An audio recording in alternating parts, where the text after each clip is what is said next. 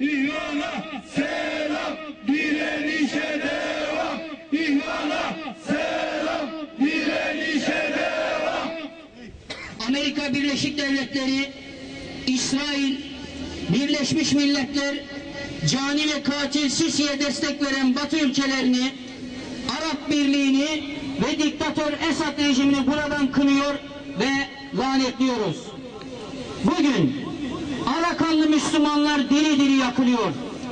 Bugün Suriye'de masum vatandaşlar gaz bombalarıyla küçük büyük, kadın erkek demeden öldürülüyor. Bugün Mısır'da meydanlarda özgürlüklerinin ellerinden alınması sonucu mücadele eden Müslümanlar katlediliyor ve diri diri yakılıyor.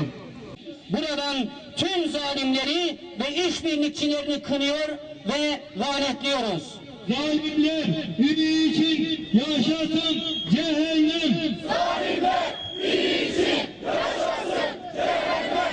Zalimler için yaşasın Cehennem. Zalimler için yaşasın cehennem. Bu diriliş tağutların sonbaharıdır.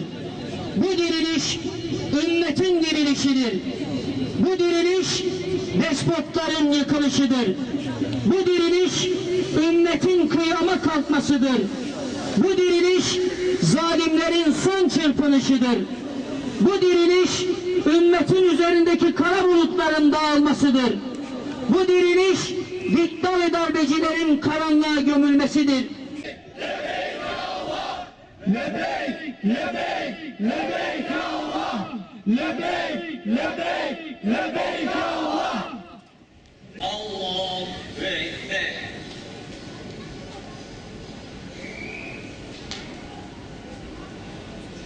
Allahu Ekber. Allahu Ekber.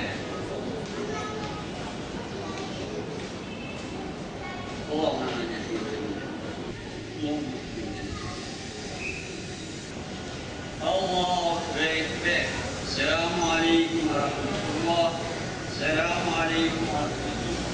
Cemi cümlemize inşallah zaferi gösterecektir. Mevtalarımız için, zaferimiz için, Allah rızası için El Fatiha.